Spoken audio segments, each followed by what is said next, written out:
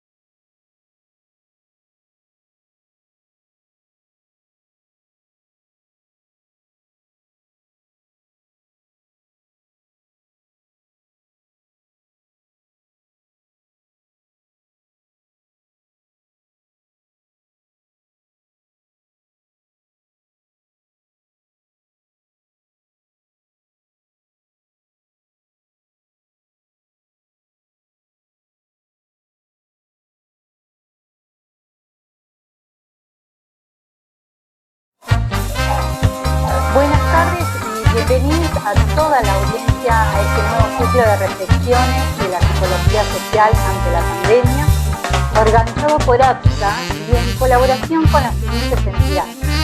Primera Escuela de Psicología Social, Dr. Enrique Pichón Rivière. Vínculos. Primera Escuela de Psicología Social de NUC. Asociación Civil Genial. Ciclo de reflexiones de la Centro de Diario de Aprendizaje. Organizado por APSA, Asociación Tucumana de Técnicos de la Psicología Social. Primera Escuela de Psicología Social, Dr. Enrique Rivière. Escuela de Psicología, Primera Escuela de Psicología Social Superior de Psicología Social de Córdoba, Ciclo de reflexiones de la Centro de Diario de Aprendizaje, organizado por APSA, Asociación Tucumana de Técnicos. Primera Escuela de Psicología Social de Santa Fe, Dr. Enrique Pichón Rivière. Escuela Rosarina de Psicología Social, Dr. Enrique Pichón Rivière. Instituto Superior de Psicología Social de Tucumán, Dr. Enrique Pichón Rivière. En el día de hoy vamos a conversar con Ana Mercado, psicóloga social y directora de Vínculos, Primera Escuela de Psicología Social de la provincia de Neuquén. Bienvenida y muchas gracias por este tiempo, Ana. Bueno, muchas gracias por la invitación. Y para empezar, en principio quería valorar el esfuerzo que están haciendo desde APSA para llegar de esta manera a los distintos lugares del país y de vaya a saber dónde más. Y bueno, poder aportar acerca de lo que estamos viviendo en esta situación de pandemia. Sí, excelente.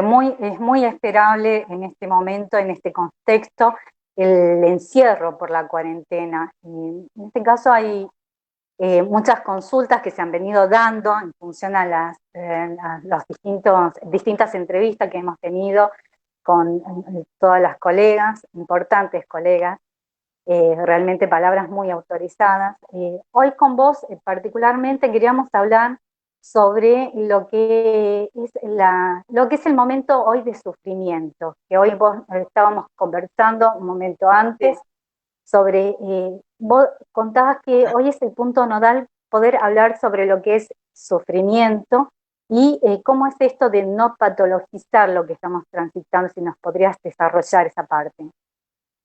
Bien, bueno, yo quería retomar una idea que está trabajando Ana Quiroga y que trabajó en la charla anterior, precisamente de que podamos hablar en esta situación de pandemia, no de patología, sino de sufrimiento. De patología ya tenemos bastante con el dichoso virus, ¿no es cierto? Entonces es importante que quienes trabajamos en el campo de la salud mental, ya sea desde la intervención psicoterapéutica, desde la prevención, desde el acompañamiento como psicólogos sociales también, tengamos en claro precisamente este término que tiene que ver con ver lo que nos está pasando y que nos incluye inevitablemente y las reacciones ante lo que nos está pasando como una cuestión que habla de una situación de intenso padecimiento, de sufrimiento, y que va a tener distintas manifestaciones, y que esas manifestaciones, ¿sí?, lejos de ser una patología, son maneras de mostrar, son maneras también de vehiculizar todo esto que nos está ocurriendo. Retomo también con esto, y si los que hemos estudiado a Pichón Rivière y demás, que él habla de que la enfermedad mental es la consecuencia de un monto intolerable, insoportable de sufrimiento. Si trabajamos en la prevención, precisamente tenemos que atacar en un momento como este a ese monto de sufrimiento, como bien desarrolló Ana en la charla anterior. Ese monto de sufrimiento se expresa de distintas maneras. Se va a expresar, por ejemplo, con dificultades para dormir, con trastornos también en el sentido de el alerta, tener un alerta elevado, estar ansiosos, estar angustiadas y angustiados, estar en desasosiego, ¿sí? Estas son reacciones esperables, digamos, ante situaciones como la que estamos transitando. donde, como yo decía, estábamos todos comprometidos, inmersos, y es imposible escapar de esto. Esta disrupción, este quiebre de lo cotidiano es tan profundo, que involucra precisamente a todas las áreas de nuestra vida. El confinamiento, el encierro, ¿sí? El quedarte en casa, el quedarnos en casa, es solamente una parte de todo esto. La casa como lugar de refugio, como lugar seguro, ¿sí? La casa, en el mejor de los casos, que la tengamos, porque convengamos que este confinamiento no es igual para todos y para todas, ¿sí? Esta situación de pandemia, ¿sí? Y este confinamiento y este estar y quedarse en casa, también está recorrido, ¿sí? Por nuestra inserción como clase social cada uno y la posibilidad y el acceso que tengamos de tener un lugar medianamente confortable para quedarse en casa. Entonces, eso también es parte del sufrimiento, ¿sí? El sufrimiento, obviamente, toca en distintos lugares, ¿sí? A las personas nos toca de diferente manera. Y como yo les decía, bueno, una de las cuestiones que aparece, no solamente en el consultorio, donde yo trabajo también como psicóloga, sino que aparece a nivel de lo que escuchamos en lo cotidiano, es esto de estoy angustiado, tengo miedo. Ana decía, y el miedo no es sonso, y sí, acá hay un miedo objetivo, concreto, ante una realidad que es desconocida, es amenazante, ¿sí? Es ese enemigo invisible, por otro lado, porque es este virus que anda rondando y que todos los días nos trae no precisamente agradables noticias. Entonces, estamos transitando una situación de profunda desestructuración de nuestra vida cotidiana y nosotros sabemos, desde esta psicología social pichoniana, que eso produce crisis que no solamente se manifiestan con desequilibrios internos y demás, sino que además van a ir tiñendo los distintos lugares y los distintos vínculos que nosotros estamos posibilitados de tener, ¿sí? Hay un impacto importante en nuestro mundo interno, ¿sí? En este caso, sí, perdón, te corté, discúlpame. No, no hay problema. En este caso, ¿vos crees que hay alguna posibilidad, alguna salida? Porque vos hablabas de lo desconocido, que en definitiva es un final, que uno sabe que tiene un final. Pero ¿cómo hacemos este recorrido? ¿Podemos transitarlo de la mejor manera? ¿Podemos salir de esos miedos? Acá hay un tema, porque yo pongo el énfasis en esto de pensarlo como padecimiento, como sufrimiento. Porque una cosa es pensar esto como una imposibilidad personal, ¿sí? De transitar o de bancarse, hablando en criollo, ¿sí? Esto que nos está pasando. Si es una imposibilidad, si es algo que yo no puedo resolver, me estoy parando en un lugar que es un lugar de impotencia, ¿sí? Claro. Ahora, si yo me puedo parar en un lugar donde claramente lo que veo es que hay una situación que me está afectando, que me está vulnerando y que además la comparto con otros, porque no es un sufrimiento individual, y nosotros siempre recalcamos y decimos esto de que la salud mental como construcción colectiva, y bueno, colectivamente también tiene que ver el sufrimiento y la salida, ¿sí? La salida. Yo creo que esto permite pararse, y eso lo he podido comprobar en distintos momentos, en entrevistas y demás, poder pararse en la potencialidad o en las posibilidades que tenemos, en las herramientas que tenemos. Esas herramientas son herramientas que no solamente tienen que ver con nuestra historia personal, sino que además tienen que ver con nuestra historia familiar y con nuestra historia social. Esas herramientas son las mismas, algunas que podemos desempolvar, ¿no? Que a lo mejor en la historia de nuestras familias han estado presentes historias de migraciones forzadas, ya sea de otro país a la Argentina, o migraciones internas dentro de nuestro país por crisis económicas, historias de quiebres muy fuertes como los que hemos tenido a nivel social también, cuando pasamos crisis importantes económicas como las del 2001, el desempleo, historias también, y una especialmente que yo encuentro un punto de contacto muy grande por lo masivo, que fue la Guerra de Malvinas, donde las escuelas de psicología social tuvimos una presencia muy grande, ¿no? Y una implicancia y un trabajo muy importante. ¿Por qué hablo de esto? Porque dentro de nuestra identidad y de nuestra historia también están los recursos.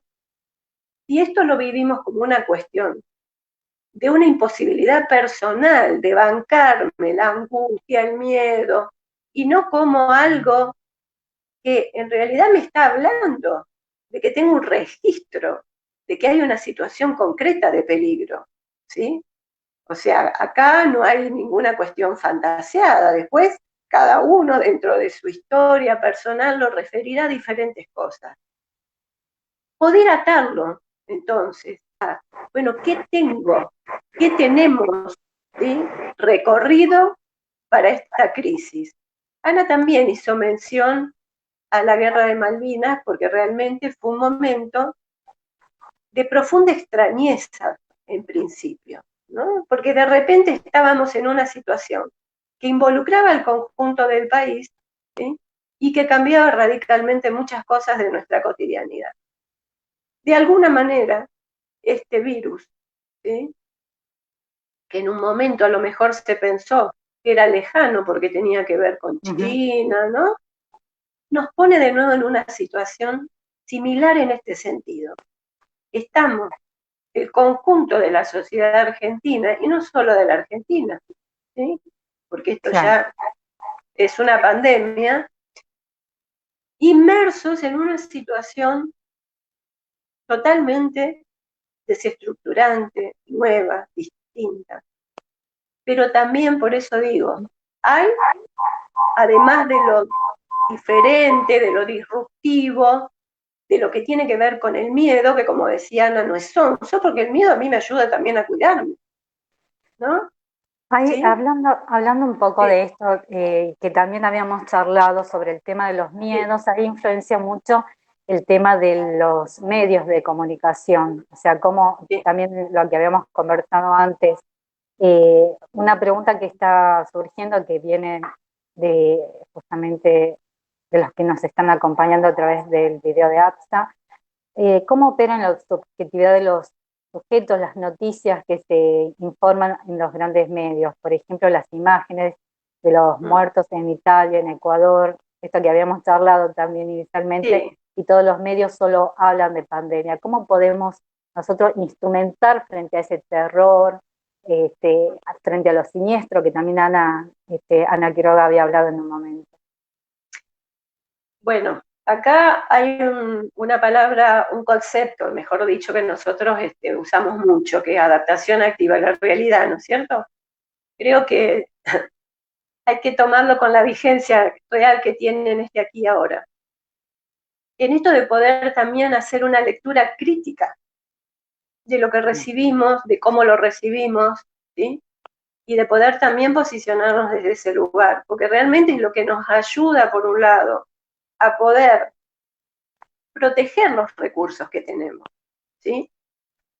Hoy hablábamos, y bueno, vamos a contarles acá a quienes nos están escuchando, Sí. hablamos acá, tuvimos unas charlas bastante interesantes, y hablamos precisamente acerca del impacto que tiene en la subjetividad este bombardeo de imágenes que son siniestras y que antes que nos demos cuenta ya penetraron, sin que cuando cerramos los ojos ya las vimos, digamos, ¿no?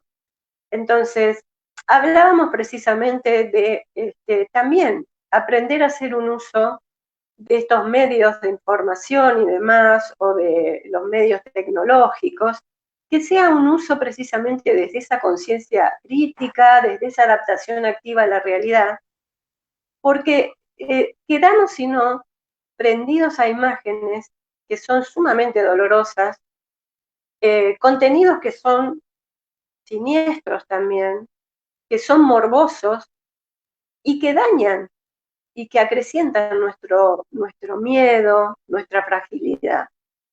Los canales de noticias necesitan las 24 horas del día o las que estén en el aire mantener noticias. Esas noticias son la réplica generalmente de la misma información de manera permanente.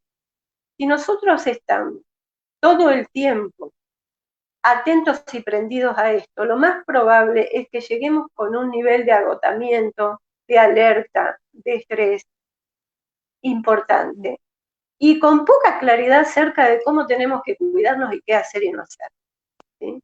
Esto yo creo que también lo han repetido y lo dicen, el cuidado que tenemos que tener en el consumo de la información y de qué tipo de información tenemos que consumir. Pero indudablemente hay muchas imágenes que están circulando que son profundamente lesivas. Entonces, no necesitamos de eso. No necesitamos porque precisamente para que el miedo se transforme en terror y nos paralice, hay algunos pasos, ¿no? Y entonces tenemos que evitar esos pasos. ¿Sí? Digo, y no estamos más informados porque veamos, como yo te comentaba a vos, porque veamos a través de una imagen, ¿sí? De un dron, las tumbas que se han abierto para los muertos que se esperan, o esto en Ecuador, o en Nueva York, los grandes camiones frigoríficos para los cadáveres. O sea, solamente el hecho de escucharlo ya es bastante. Entonces digo, bueno, la protección también pasa por hacer un uso y hacer esto de no consumir absolutamente todo lo que nos proponen consumir, ¿sí? Todo lo que proponen los medios digitales, los medios televisivos, el WhatsApp, poder hacer ese silenciamiento también y poder mantenernos informados, que hace falta, ¿sí? Pero también dar lugar a lo otro, que es lo que nos permite reparar y repararnos. Esa llamada que tenemos pendiente para hacerle a alguien que no podemos ver o tocar, ¿sí? Ese contacto que hace tiempo a lo mejor dejamos, ¿sí? Esa salida, como decían, hoy también hablamos acerca de, bueno, la salida a poder aplaudir desde los balcones a quienes están trabajando y, en esta situación de emergencia. Todas esas cosas nos devuelven esa mismidad y ese contacto con el otro. Ese contacto que en este momento es de esa manera, ¿sí? Porque es la manera que nos protegemos. Es como crear una nueva forma de comunicarnos, sería, o sea, ser creativos, en definitiva. Es Podría apelar ser. a nuevas formas, es apelar a nuevas formas. Y es además esto de poder mirarnos y mirar desde lo que concretamente tenemos y podemos, ¿sí? Porque si no es esto, no me puedo juntar con fulano. Bueno, pero ¿qué puedo hacer? Y puedo llamarlo, puedo escribirle algo lindo y después se lo leo, ¿sí? No puedo ir a comprar tal cosa, pero la necesito. Yo creo que esto pone a prueba también mucha cuestión de esta de que nos empezamos a dar cuenta de que a lo mejor no necesitamos tantas cuestiones, ¿no? Ana, Sí, en cuanto... Sí, sí, te sí, no, escucho. no. Te quería comentar que me están llegando varias consultas. A ver, Y ahí las mechamos un poquito a ver qué te parece. dale. Acá dice, ¿cuáles son las potencias de cambio que considerás que podemos hallar colectivamente? Esto que estábamos hablando, bueno, estas formas, nuevas formas de mismidad que estabas diciendo, ¿cómo encauzarlas para que el camino sea real y no un como sí? ¿Qué es lo que podrías vos decir sobre eso? que eso es general, hay que ver en lo particular, ¿sí? El como sí tiene que ver cuando en realidad lo que negamos es la situación real. Si no estamos negando la situación real, no es un como sí, ¿sí? Entonces, yo lo digo en particular porque tiene que ver con esto precisamente. El como sí es, por ejemplo, y ahí voy a atacar otro tema que andaba dando vuelta, que no sé si toca, pero lo vamos a tocar. Esto no tiene que ver con hacer una sobreadaptación o una sobreexigencia adaptativa, ¿sí? Es todo lo contrario, ¿sí? Por ejemplo, las clases virtuales, ¿sí? La enseñanza que no ha sido virtual, digo que no estaba pensada como eso, sino que estaba pensada con un contacto y demás, son una herramienta que permite este tránsito, pero que no sustituye, ¿sí?, el encuentro total con el otro. Permite este tránsito, digo, y va a permitir seguramente adquirir algunas cuestiones, también esperar, ¿sí? Va a permitir también en el reencuentro trabajar lo que se trabajó y va a permitir sentirse acompañado. Ahora no es lo mismo, porque además esa enseñanza virtual se da en contextos que son muy distintos. Esto que hablábamos al principio, ¿no? Una de las cosas que yo observo, y creo que lo observamos muchos, es que en este momento muchos docentes están con una carga importantísima de exigencia, porque la idea que hay detrás es hagamos como que estamos en las clases como siempre. Y no se puede como siempre. No se puede como siempre, ya sea no solo porque no todo el mundo tiene acceso a los medios como para hacerlo, sino además porque no es como siempre. En tanto sirva como para realmente anclar en la situación en la que estamos, no negar la situación en la que estamos, y que trabajamos así porque estamos en esta situación. La otra sería dejar de trabajar o no hacer nada, y yo creo que yo apuesto más a sacarle el jugo desde lo que podemos hacer, sin negar que no es lo mismo, y que no vamos a lograr lo mismo. No sé, claro. Creo que tiene que ver con esta... Sí. Del tránsito, que es también tomarlo que esta es una situación transitoria, no es que, sí es una situación que es transformadora, pero es transitoria. Entonces, lo que sí permite es que en este caso podamos recrear, como en el caso de la educación, recrear nuevas formas de poder continuar con una tarea que es la educación, por ejemplo. Sería de esta forma. Nosotros, por ejemplo, en Vínculo en la escuela, establecimos una manera que fue posible por las características de nuestra escuela, que es pequeña, que ya habíamos empezado las clases y demás. No es súper, pero es la que pudimos. Y el otro día nos conectamos a través del WhatsApp, ¿no? Y pude contestar preguntas, y fue muy satisfactorio. Muy satisfactorio no solamente de nivel donde uno puede responder una pregunta que hace a un contenido teórico, conceptual y demás, sino que fue satisfactorio porque del otro lado había alguien que me escuchaba, me respondía, y además, del otro lado, mis alumnas y mis alumnos sentían que había alguien que les estaba escuchando y respondiendo. No es lo mismo que cuando estoy dando clases de manera presencial, que además, como ya te dije, soy bastante movediza y un montón de cosas por ahí, me mando mis furcios y todo lo demás. Pero es ese contacto, es decir, del otro lado hay alguien que está con vos, hay alguien que te escucha, están tus compañeras y tus compañeros, ¿sí?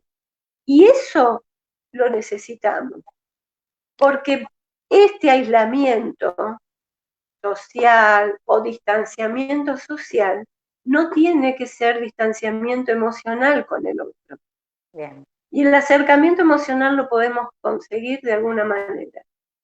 No es un como sí, es un en este aquí y ahora, en esta realidad en la que estoy, ¿sí? Bien. Con lo que tengo y con lo que me falta. En este caso, te quería consultar en este aquí y ahora, una gran colega, Josefina Racedo, está preguntando, dice, ¿cómo se trabaja el concepto de salud mental en este aquí y ahora, en esta construcción colectiva en el consultorio hoy? ¿Y cómo se trabaja el concepto entonces de salud mental, construcción colectiva en el consultorio, en este momento, en este presente? En este presente es tratar de mantener precisamente ese vínculo terapéutico, ¿sí? Atendiendo precisamente a estas cuestiones que van a aparecer en el conjunto de la población, ¿no? Como yo decía, esto de poder posicionarse y poder posicionar al otro en un lugar también que es un lugar de poder, en el sentido de que hay una parte de este proceso que puede estar en sus manos para poder transitarlo de otra manera. Entonces, creo que eso en realidad es siempre. Lo que pasa es que en este momento estamos imposibilitados de poder hacerlo en el cara a cara. Entonces, bueno, utilizamos también los medios virtuales. Y ese vínculo terapéutico, ¿no? Es un vínculo que se construye con otro. O sea, yo no estoy fuera de ese vínculo como terapeuta. Esta visión, ¿sí? Y el poder entender desde los principios de configuración de la conducta, como mencionó Pillón y demás, poder entender estas respuestas que aparecen, que no necesariamente son respuestas patológicas, sino que son situacionales, ¿sí? También genera una reestructuración del mundo interno, ¿sí? y un reaprendizaje muy diferente, digamos, a pensar desde categorías psicopatológicas que no tienen mucho sentido.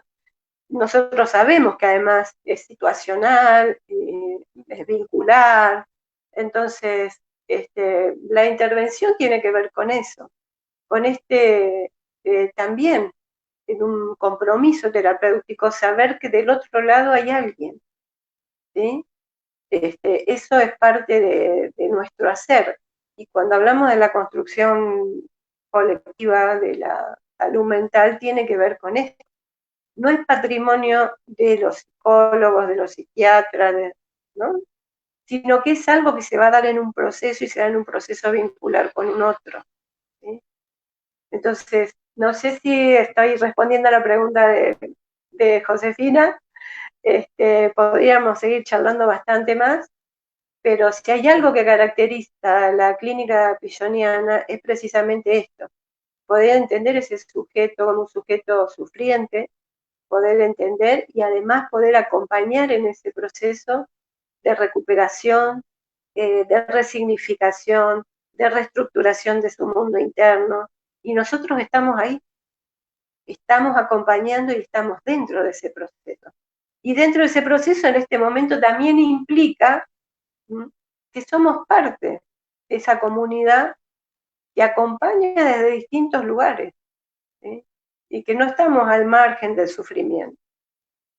No estamos al margen del sufrimiento también nosotros.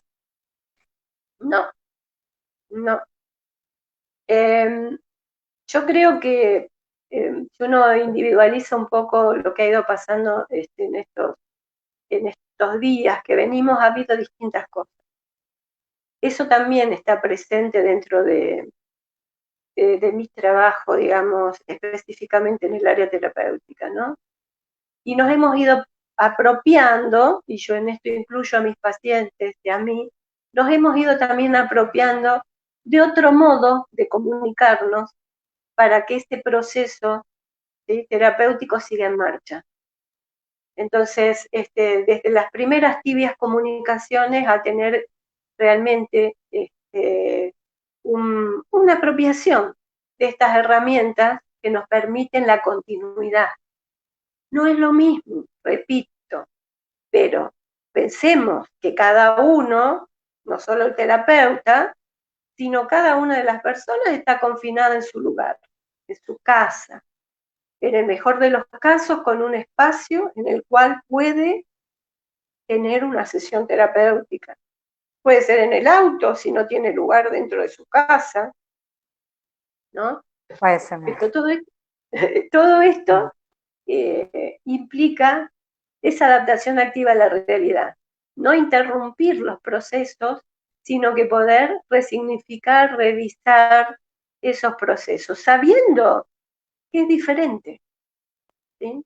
Pero no podemos seguir haciendo lo mismo cuando la realidad cambia. Cuando la realidad que estamos pasando es distinta, no podemos pretender seguir haciendo lo mismo, ¿sí?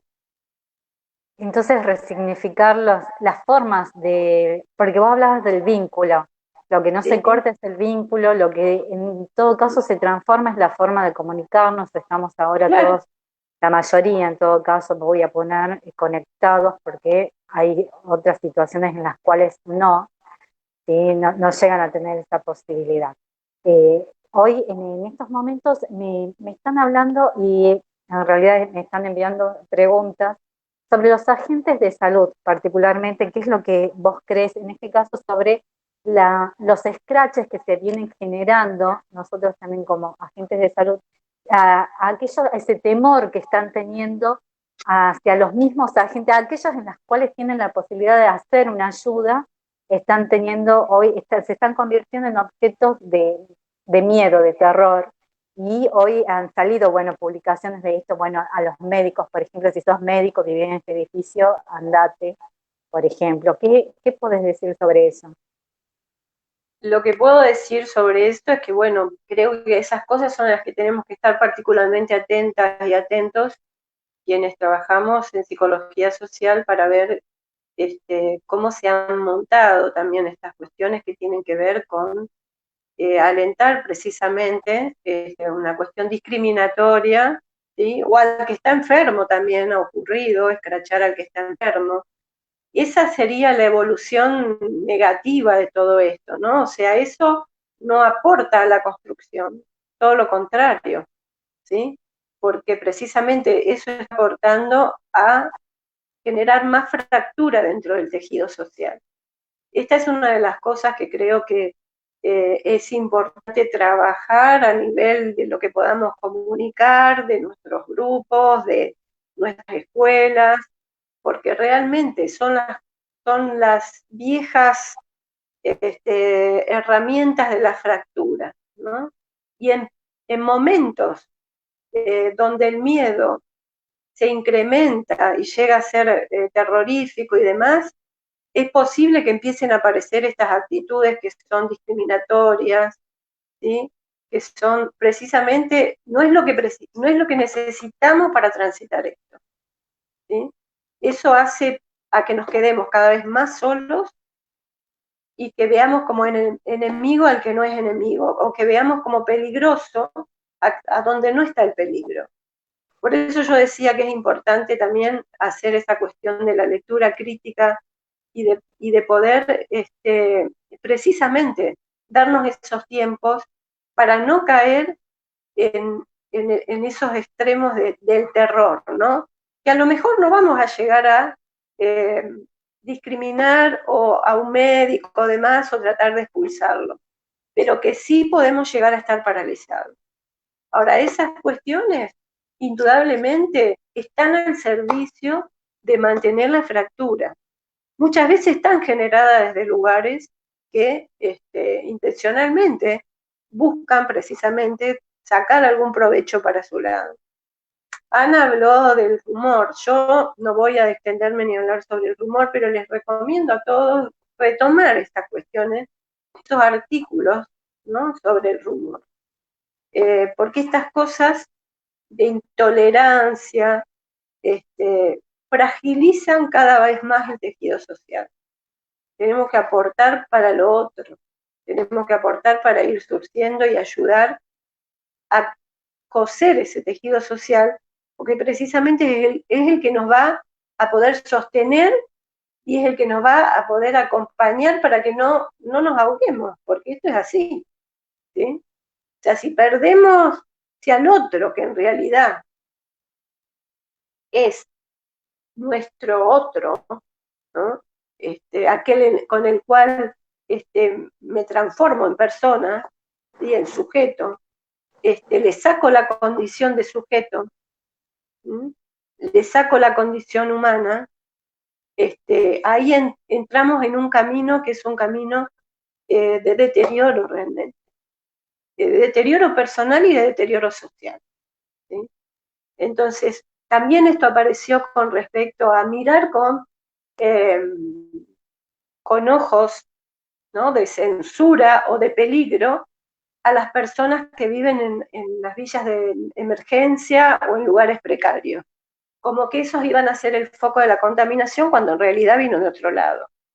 Todas estas cosas, ¿no?, pertenecen a un tipo de discurso, pertenecen a un tipo de ideología que favorece a determinados el poder darle curso. Entonces, yo creo que hay que estar atentos. Yo no tengo soluciones, creo que en realidad, por eso precisamente esas se construyen con otros. Estos espacios, como los que ustedes están generando con estas charlas, creo que aportan a eso, a generar lugares, espacios, que no solo son de reflexión, sino que son para motorizar la acción que podamos en un contexto como este, donde no tenemos el manual o el libro gordo de Petete que nos dice todo lo que tenemos que hacer, sino que tenemos que ir a la búsqueda de esas cosas y donde nos vamos a encontrar con estas otras, ¿no?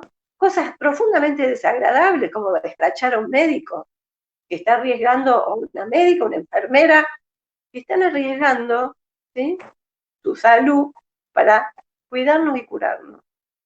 Entonces, creo que tenemos una tarea y esa tarea es una tarea compartida y eso es lo que no tenemos que perder de vista. Yo quiero agregar algo y no me lo quiero perder de decir, que tiene que ver con algo, otro ingrediente además del bicho fiero que anda dando vueltas. Particularmente acá en la ciudad de Neuquén, pero creo que en cada lugar se da de manera distinta, en la ciudad de Neuquén y en la provincia de Neuquén. Ustedes saben que esta provincia tiene el honor de ser la vaca muerta. ¿No? La vaca muerta que está más morida, nosotros decimos, que morida. Bueno, acá lo que circula además, y que está empezando a aparecer, y que es otra amenaza, es la amenaza a la pérdida de trabajo, que ya es real y concreta. Y gran parte de la economía de esta provincia, ¿sí?, gira alrededor de la industria petrolera y la extracción del gas y del petróleo. Y ya los despidos están, la gente está en su casa cobrando menos, ¿sí? Y este es otro factor que genera, ¿sí?, que genera precisamente esa fragilización y esos temores. O sea, estamos ante cuestiones concretas y no solamente el bicho es el que amenaza, sino que además, ¿sí?, además hay algunas cosas que hacen a la estabilidad laboral de las personas, concretamente que acá están seriamente amenazadas, ¿sí?, y eso ya es palpable. Y eso Claro, quería... en este caso es la pérdida, o sea, las pérdidas que se están manifestando no es solamente sobre lo real que podría ser morirse, por ejemplo, sino son otras pérdidas, el hecho de esto que hablabas vos inicialmente, el tema de los vínculos, perder ese vínculo inicial o eso que se viene construyendo, perder el trabajo, perder el negocio y además, por último, en definitiva, perder la vida. Entonces son terrores estos que se vienen generando, que acá Sí. una de las cosas que vos, bueno, una de las preguntas que quedó perdida es cómo accionar ante las conductas que se dan a raíz del miedo y el desconocimiento, que vos algo ya lo venías contestando, que es el sostenimiento, pero Sí. además querés agregar otra cosa más. Yo lo que puedo agregar que eso se da en un campo concreto y en una realidad concreta. Hay momentos o hay requerimientos que podemos ir teniendo y ahí tenemos que apelar precisamente a esto que llamamos actitud psicológica, que tiene que ver con esa capacidad precisamente de poder descifrar y acompañar en este proceso donde somos parte además, pero donde nosotros no vamos con un manual de recetas, sino que vamos en búsquedas de cuáles son las herramientas posibles dentro de ese grupo, de ese contexto, de esa situación, ¿sí?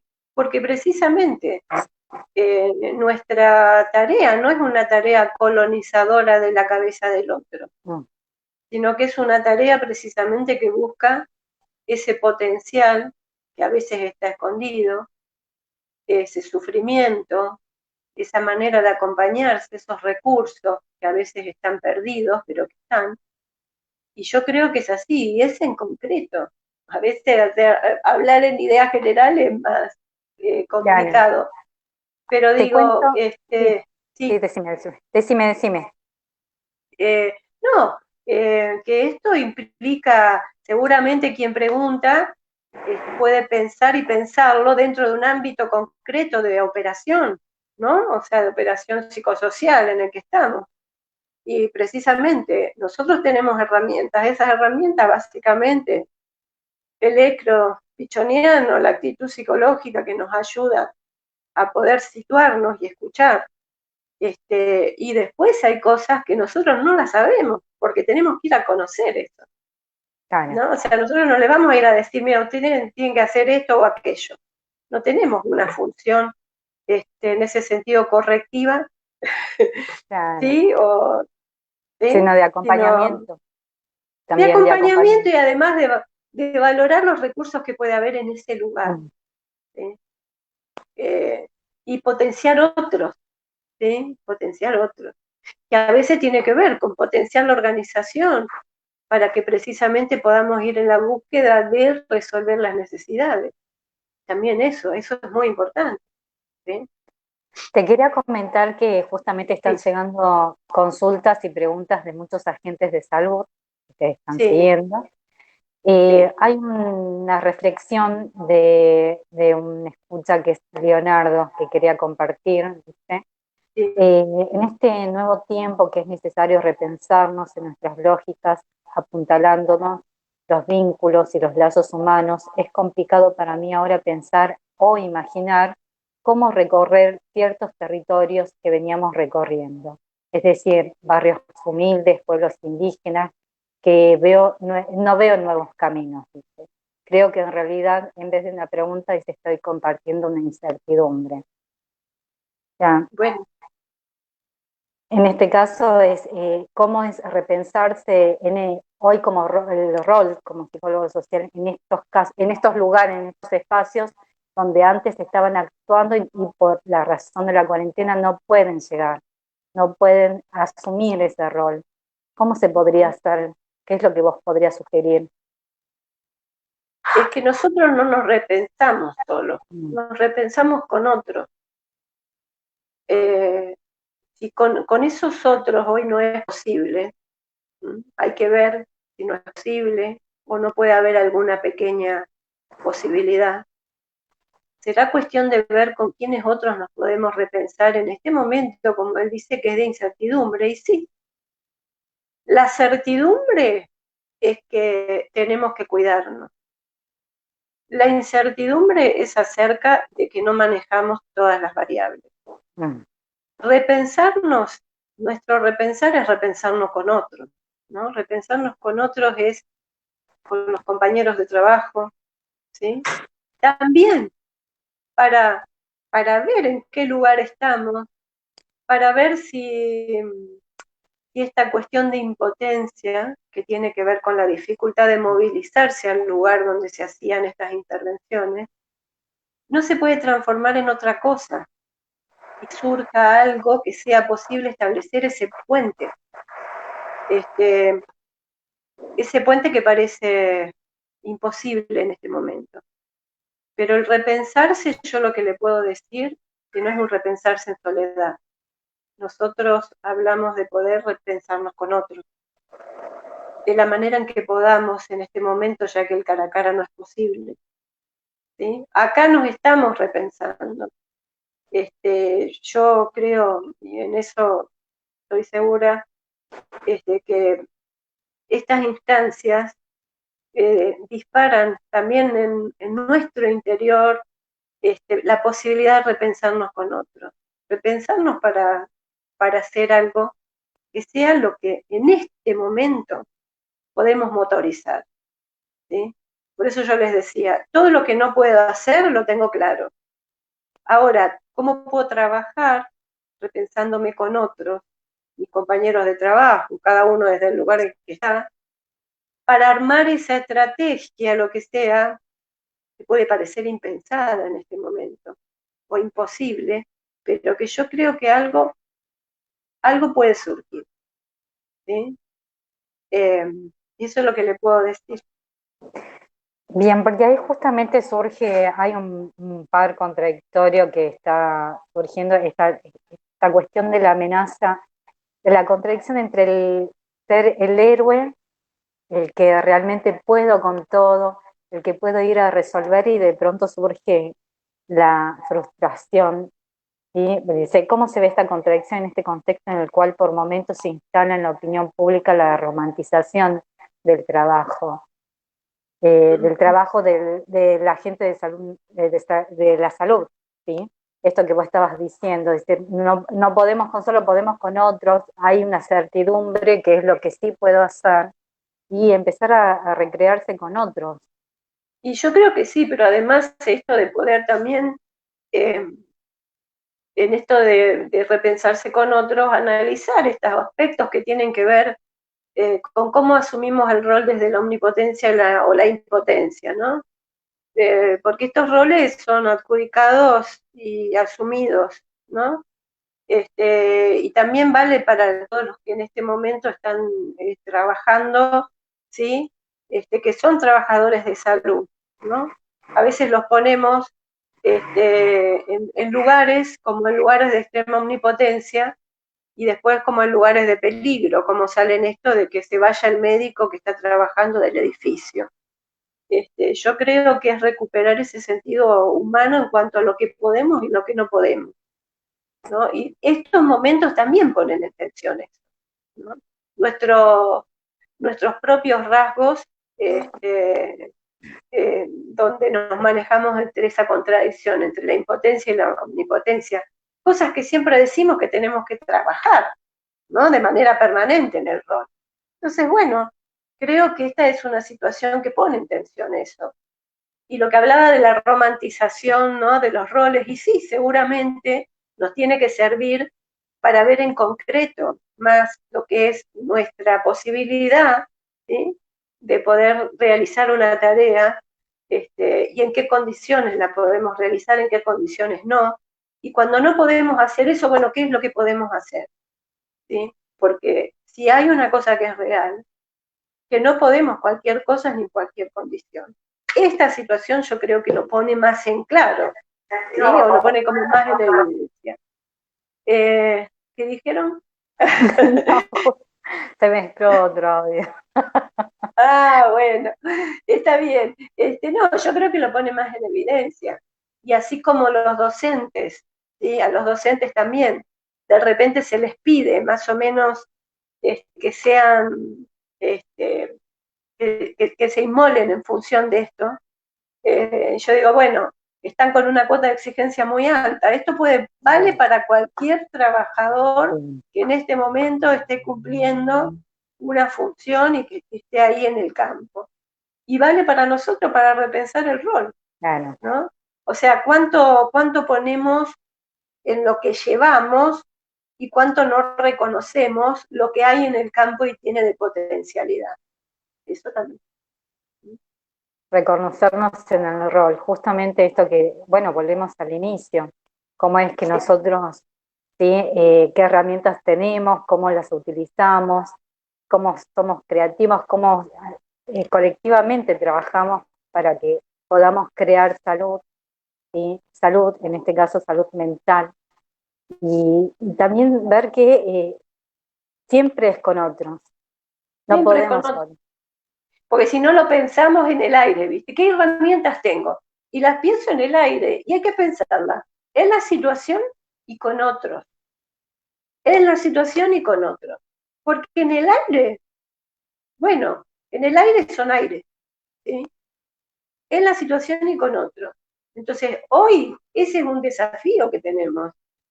Por eso digo, bueno, y estas cosas, hoy te decía también, yo creo que ustedes han hecho una lectura correcta de algo necesitado, ¿sí? Más allá de lo que yo pueda desarrollar, interese o no interese, ojalá, esto es algo necesitado, este espacio. Y esa es una intervención en psicología social. Ustedes se tienen que apropiar de esto, porque eso es intervenir en psicología social. Intervenir en psicología social es precisamente hacer una lectura, ¿sí?, de lo necesitado y crear ese vehículo para que eso se pueda desplegar. Eso es lo que ustedes están haciendo, ¿sí? Entonces, eso es algo para capitalizar. Y para todo lo que estamos escuchando o escuchan el video y demás, poder apropiarse desde ese lugar, de todas esas orejas, oídos y demás, que hoy necesitan un espacio. Y ese espacio, el posible hoy es este. Y eso ustedes es lo que están haciendo. Así que bueno, eso lo quería decir también. Muchas gracias, Ana. Realmente escucharte, escuchar estas palabras, ¿sí?, de una persona que con tanta experiencia, y realmente es esto que vos decías, tener los oídos abiertos, y además dan una satisfacción inmensa. Eso te quería decir personalmente, y acá con Nahuel, que está en la parte técnica, realmente estamos muy, muy agradecidos por lo que estás diciendo. Vamos a ir ya cerrando este espacio. Nos queda corto, te voy diciendo, pero seguramente va a quedar muchas preguntas, muchas consultas para ir resolviendo. Este seguramente no va a ser el único encuentro que vamos a tener con vos. No sé si querías cerrar con alguna reflexión o algo en particular. Lo que yo puedo cerrar, que me parece que no es original, pero que es necesario, es tener en cuenta la profundidad de esto que nos dijo Pillon, de planificar la esperanza. Planificar la esperanza no es una idea abstracta. Planificar la esperanza es una idea concreta que nos involucra en la totalidad de nuestras personas con otros. Planificar la esperanza es precisamente esto, el estar haciendo cuando en realidad no tenemos el libreto de lo que estamos haciendo. Planificar la esperanza es construir ese libreto, y ese libreto se construye con otros. Con otros, siempre con otros. Siempre con otros. Muchas gracias, Ana Mercado. Bueno, Muchas gracias. Muchas gracias bueno, por este gracias. tiempo, por este momento. Una satisfacción Bueno. inmensa. Nos